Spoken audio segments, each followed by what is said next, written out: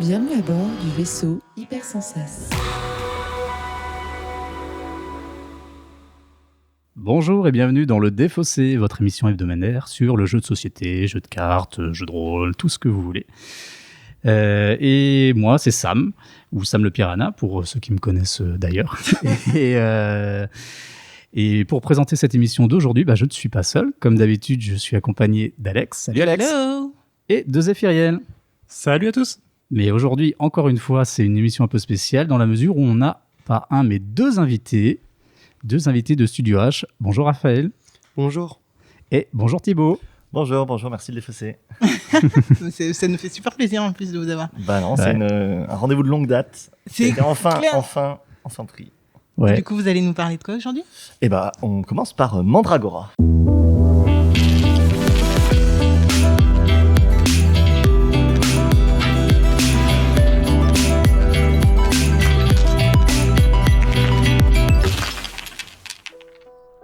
Donc, on est à 5 autour de la table, mais c'est un jeu qui se joue à 4. On a tiré à la courte paille et du coup, Zéphiriel a perdu et il est puni. Ouais, je suis puni. Je vous regarderai jouer, mais je donnerai quand même mon avis d'extérieur à la fin de la... Ah génial. On sait jamais, je me permets quoi. Ok. Désolé Joseph, j'ai une petite larme pour toi. Si tu veux, tu peux être responsable des malédictions. Oh la chance. Ça, c'est toi. C'est le prince des malédictions.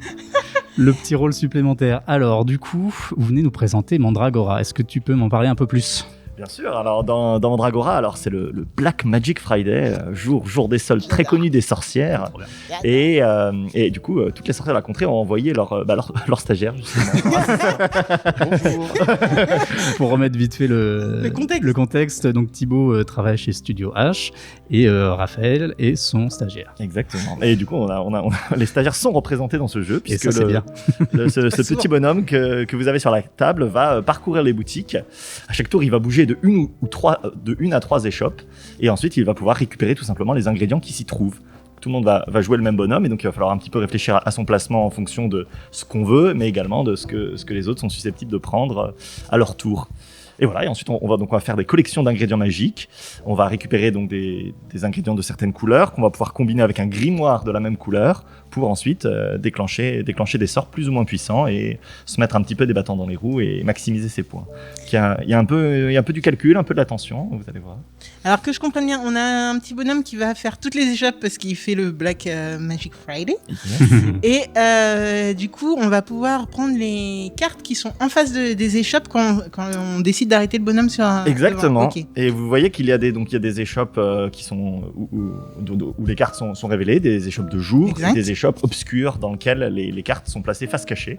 Okay. Il y en a 3 et donc celles-ci vont impliquer un petit risque parce que la carte s'y trouve face cachée. Et alors, autre mécanique importante, c'est qu'en fait chaque échoppe que vous ne visitez pas voit s'accumuler une nouvelle carte. Donc si vous choisissez là de vous déplacer au maximum de 3 cartes, vous approvisionnerez ces 3 échoppes qui vont donc se trouver un peu plus intéressantes, et c'est pour ça que on peut faire un peu des cadeaux aux autres en laissant s'accumuler des marchandises sur certains magasins. Est-ce qu'il y a une limite de cartes qu'on peut avoir en main ? Ah non. Non. Ah non. On peut collectionner. Par contre, en fait, la grande question, ça va être un peu le temps, parce qu'on va être pénalisé en fin de partie si on garde un peu trop de cartes. Donc, il faudra qu'on les pose. À un moment, il faudra qu'on les pose. La partie va se terminer quand le paquet sera fini. Donc, on peut collectionner plein de trucs, mais au bout d'un moment, si on score pas ces cartes, au contraire, on va avoir la double peine en fin de partie de pas avoir marqué les points et d'être pénalisé. Et une collection, c'est combien ? Désolé. Ça me posait une question ? Ouais, du coup, on a un stagiaire qui va travailler pour tous les sorciers. En fait, c'est ça. On est allé des économies. Exactement. Une vraie entreprise, un vrai stagiaire. Disons, le stagiaire a la fâcheuse tendance à prendre des parchemins maudits, voilà, en plus de la liste de courses qui lui était confiée. C'est vrai. Vous pourrez en récupérer malencontreusement, et celui qui en aura le plus se verra attribuer le jeton de malédiction. Exactement, oui, comme tous les stagiaires, il a un peu tête en l'air, et c'est vrai qu'il y a parmi ces cartes, là, il n'y en a pas de révélés, mais il y a également des parchemins maudits, et en accumuler trop, va vous conduire à attirer la colère du prince des démons Zéphiriel, et vous donner quelques pénalités. Donc ça fera partie un petit peu de la gestion du risque, de savoir comment gérer un peu ces parchemins maudits lorsqu'on les voit ou lorsqu'on ne les voit pas en vente dans les échoppes. Ok. Et vas-y, Alex. Non, c'est ton émission. Et donc, ça se termine comment ? Et ben en fait, lorsque la pioche est terminée, il va rester 3 tours de table. D'accord. Indiqués par ce jeton. Et à l'issue de ces 3 tours de table, on comptera donc un scoring assez simple, voilà, où il faudra avoir posé ces grimoires et ces ingrédients qu'on avait en main pour marquer les points et pour ne pas être pénalisé, puisqu'on perdra 1 point pour chaque couleur restante en main en fin de partie. D'accord. Ah ouais. Donc ramasser un peu tout et n'importe quoi sans pouvoir les poser, ça va un petit peu pénaliser. Une collection, c'est combien de cartes de la même couleur? Ça va dépendre en fait de la puissance du sortilège que vous voulez lancer. Ok. Donc il faut un grimoire d'une couleur spécifique et des ingrédients de la même couleur. Et en fonction du nombre d'ingrédients, vous pouvez lancer des sortilèges de niveau 1, 2, 3, 4 ou 5. Donc si vous avez un ingrédient, ce sera forcément niveau 1. Si vous en avez 5, vous pouvez lancer n'importe quel sortilège. Ok. Et 1, 2, 3, 4, 5, c'est les points qu'on marque aussi à la fin ou... Oui, c'est ça. Ok. C'est les points et c'est globalement la puissance de l'effet et effectivement les points qu'on marque. Donc c'est pour ça qu'en fait globalement on a intérêt à attendre d'avoir accumulé un certain nombre d'ingrédients pour lancer le sort, mais comme je dis, il y a une question un petit peu de tempo et de rythme de la partie pour savoir quand est-ce qu'on place ces sorts pour pas se retrouver avec ça sur les bras. Ok, bah c'est super clair. Je sais pas, en fait, là, limite, on n'aura même pas besoin d'expliquer les règles à la fin. Mais juste, est-ce que tu peux nous faire une petite fiche wiki? Je suis désolé. T'inquiète, pas de souci. Une petite fiche wiki, c'est-à-dire qui, quand, par qui, Bien sûr. En plus, il y a plein de gens connus qui ont travaillé sur le projet. Donc, c'est messieurs Catala et Siriex qui sont les auteurs de ce jeu. Et c'est Pierrot qui en a fait les illustrations. Vous allez voir, il y a... c'est une équipe connue, une équipe qui gagne. Et vous allez voir, en fait, il y a beaucoup de dessins de Pierrot. En fait, tous les ingrédients ont des illustrations uniques. Donc, il y a quand même... C'est des illustrations pleines de caractères, assez rigolotes. Et voilà, et donc ça se joue de 2 à 4, ça dure à peu près 15-20 minutes, c'est un petit jeu un peu reviens-y, filler, et 8 ans et plus, disons. Il est sorti quand? Il est sorti fin mars. Fin mars 2021. Exactement, ok. Il y a quelques mois. Ok, quelques mois, au moment où on enregistre. Ok. Ça marche. Est-ce que tu as des petites anecdotes sur ce jeu? Est-ce que tu peux nous expliquer comment il est entré chez Studio H, quel a été le parcours? Est-ce qu'il y a des histoires? Oui, alors en fait, c'est très simple. Enfin, pour le coup, l'histoire est assez standard, puisque c'est un proto que Bruno nous a soumis, tout simplement. Et qu'on a signé, qui n'a pas nécessité beaucoup de redéveloppement, exactement. Voilà, effectivement, c'était assez efficace, assez épuré. Il y a quelque chose qui a été changé sur la fin de la partie, le scoring des grimoires. Mais non, au niveau des anecdotes, c'était moi je trouve qu'un truc qui m'a vraiment frappé, et c'est on l'a presque redécouvert au moment de la campagne presse. C'était le côté un peu addictif du jeu. Et c'est parce que j'ai une anecdote, c'est quand je l'avais envoyé, j'avais fait quelques envois presse. Le jour où il avait été reçu, bien sûr, il y a des stories, des gens qui postent. Et à une des personnes qui a posté, j'ai dit vous l'avez reçu, vous allez jouer ce week-end? C'était un vendredi. Elle a dit non, on a déjà fait 5 parties. C'est la belle. En train de faire la belle, c'est 2 à 2.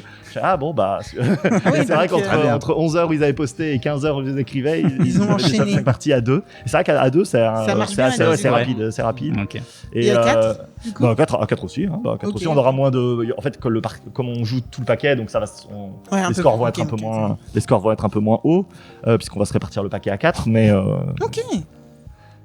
Peut-être à 2, à 2, on va monter un peu plus haut, et puis il y aura un petit côté tac au tac, puisqu'on sait exactement en plus que la position du stagiaire qu'on va laisser à l'autre va lui donner ses options pour prendre des cartes. Donc on va pouvoir vraiment calculer ce au quoi il aura droit et ce auquel on veut bloquer l'accès, quoi. Alors j'ai une dernière question. Juste quand du coup Bruno Catala vient vers vous avec ce jeu, il a déjà toute son équipe ou c'est vous qui lui soumettez Pierrot?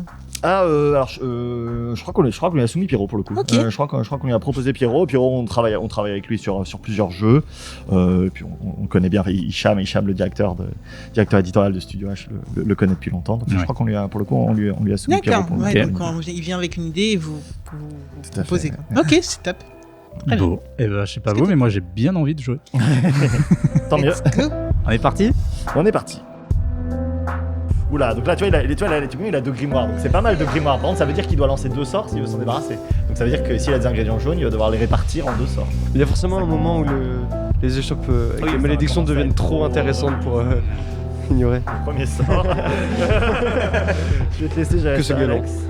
Je jette mon premier sort. Ouais. Donc, puissance 4 quand même. Et du coup, je vais pouvoir ignorer une couleur. Enfin, sur une couleur. T'as 4. Oh là là. Non, ça c'est pas. C'est une Mandragora par ça. règle sur. Si, ça a été dit malheureusement. Raphaël l'a dit. Ouais.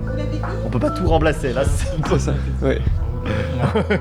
Non mais écoute, vu le nombre de mandragores que t'as en main, c'est pas mal quand même. Hein. On a vu plus malheureux. Donc c'est pas mal. Et Donc tu là, peux rejouer, Tu fais 5 et tu rejoues. Immédiatement. Là, t'as fait 5 points et tu rejoues. Donc c'est pas 9, 10, 14, 12 je crois. Ah mince. Bah 13, mais s'il a eu 12, je veux dire 11. Par sécurité. Vérifie. Et nous revoilà après une partie de 25 minutes et 18 secondes de Mandragora. Mais je vais un petit peu déroger à la règle parce que je suis Sam et que je fais un peu n'importe quoi. Et donc je vais rattraper une erreur faite en première partie en demandant à Thibaut quel genre de joueur tu es. C'est un petit peu la tradition qu'on a dans le défaussé, tradition qu'on a généralement dans la première partie. Alors quel type de joueur? Alors moi je dirais quand même que j'ai vraiment commencé par les jeux de cartes à collectionner. Je pense vraiment c'est vraiment ma sensibilité première, c'est Genre je les ai Pokémon tous faits. Bah oui, non, Ah, ok. franchement je les ai fait dans l'ordre. Je suis de 94, donc j'ai vraiment fait vraiment dans l'ordre Pokémon, Yu-Gi-Oh, Magic, Duel Ah ouais. Master. Enfin, j'ai vraiment tous fait. Récemment c'était plutôt les jeux de chez FFG, enfin tous les jeux de cartes évolutifs. Je pense que c'est ma sensibilité première. Après clairement j'aime tout, hein, mais je pense que si je dois me définir, ce serait vraiment cette sensibilité là. Et du coup j'aime bien les jeux de cartes à combo, j'aime bien les jeux 1 contre 1. J'ai fait des tournois de pas mal de choses. Cool. Donc c'est un peu ça C'est marrant. mon identité ludique.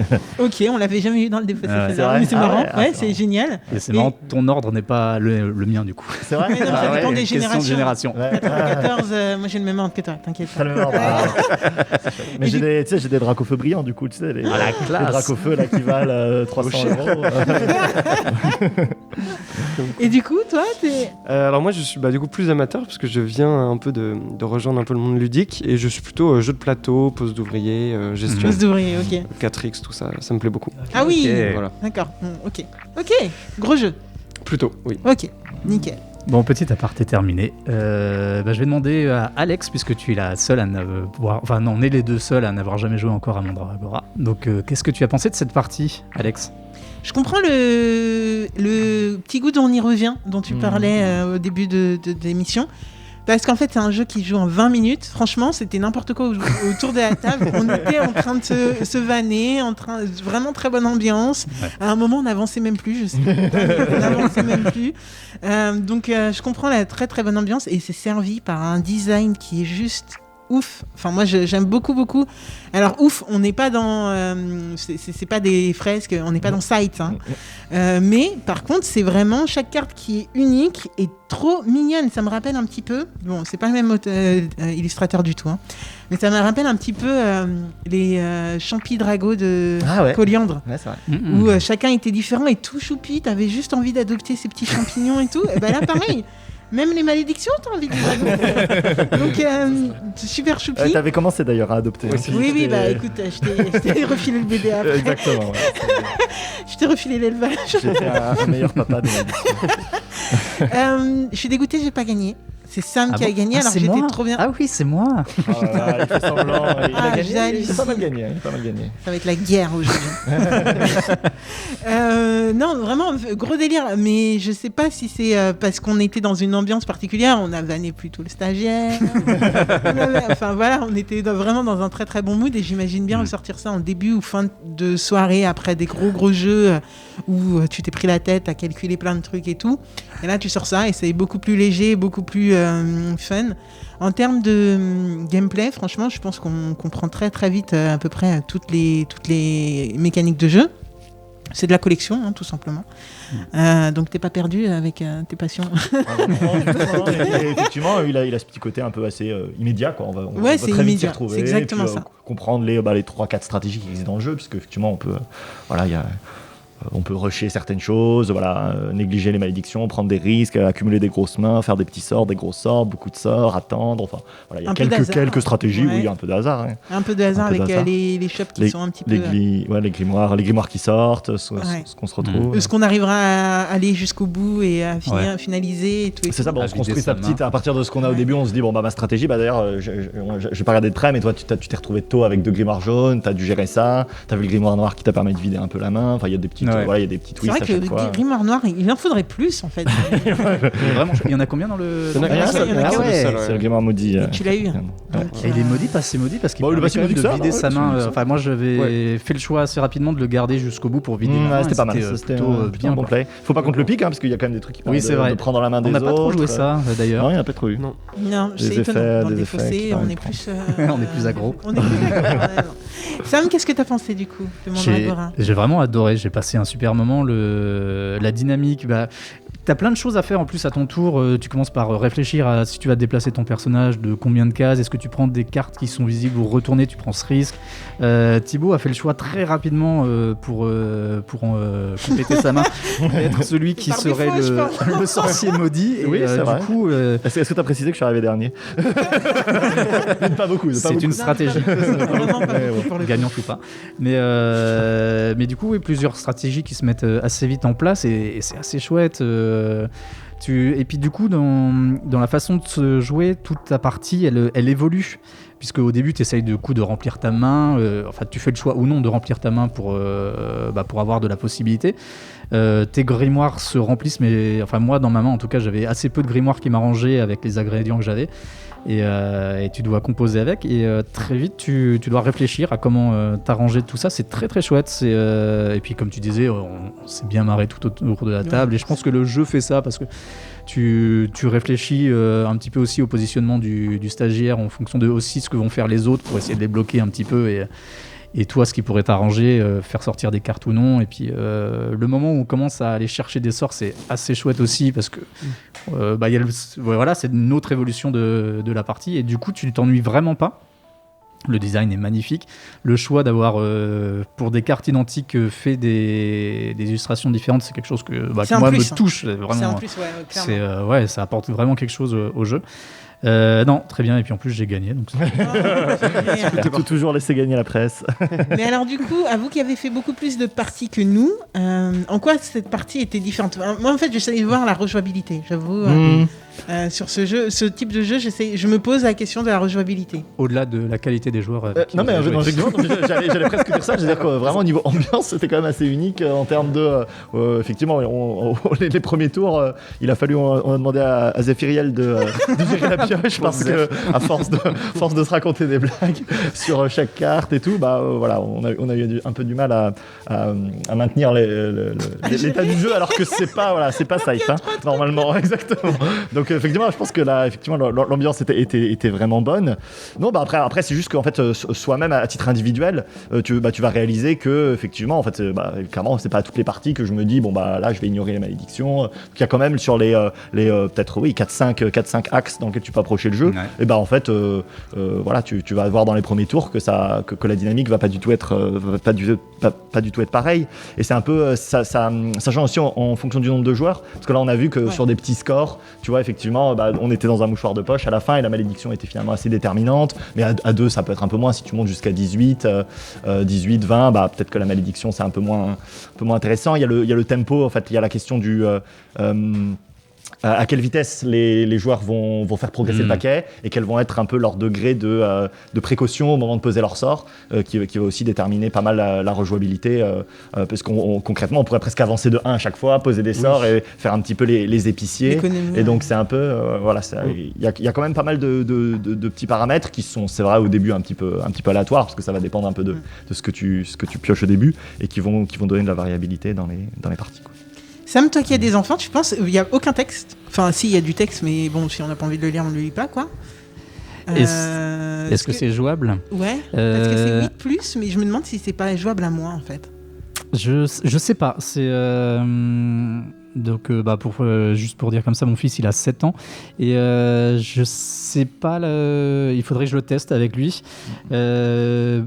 par exemple, un petit défaut quand même que j'ai trouvé qui est très léger, mais avec un manque de concentration au début, je faisais pas bien la distinction entre les ingrédients et les grimoires, parce que l'habillage des cartes est sensiblement le même, à l'exception des chiffres aux alentours, donc il faut vraiment garder l'image. Du coup, on va dire les chiffres, et puis du coup, t'as le petit icône qui te rappelle les ingrédients associés, mais c'est vrai qu'en fait, les chiffres, c'est que des grimoires. C'est que des. En fait, les grimoires valent des points, les ingrédients n'en valent pas. Et je me demande si du coup ça c'est pas un petit frein pour plus jeune, pour un plus jeune, l'association des cartes à trouver. Après, au bout de quelques parties, je pense que ça passerait. Il faudrait que je le teste avec lui. À la rigueur, je mettrai sur les réseaux sociaux ce qu'il en a pensé et si ça fonctionne. Comment ça s'est passé? Parce qu'en tout cas, l'univers est plutôt là. Par contre, oui, l'univers est Oriflamme, là, l'univers est hyper soft, hyper sympa. Ouais, limite choupi quoi. Ouais, complètement. Bon, j'invoque le maître de la pioche. Ouais, le croupier de service. Oh, le croupier. Le croupier, il a regardé la partie et il a bien aimé regarder déjà, donc c'est déjà une bonne chose. En fait, j'ai hâte de tester parce que ça me rappelle beaucoup Elixir et mes premiers émois ludiques à l'époque. Non, mais clairement, j'abonde dans votre sens. Hein, ça donne envie d'y jouer. Et je pense qu'une fois que tu as fini, tu as envie d'y rejouer tout de suite pour retester une autre façon de jouer.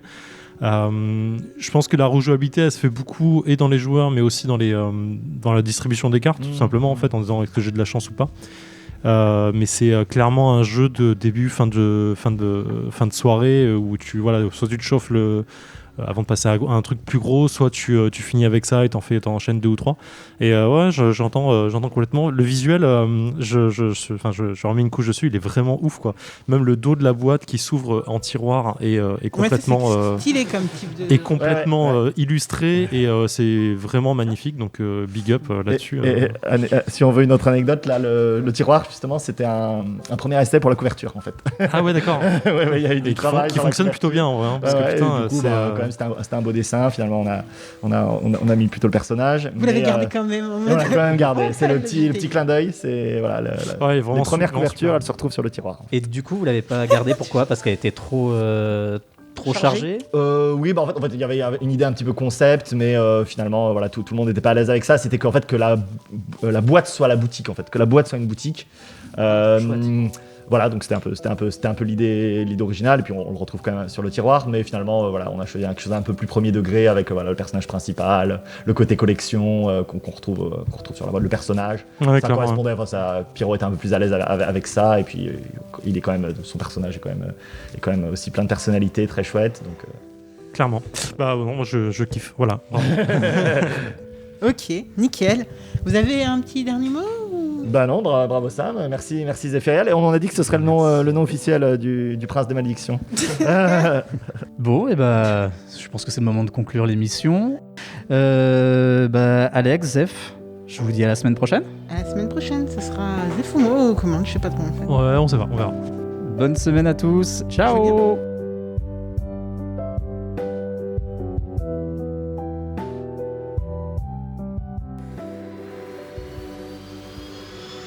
Fin de transmission.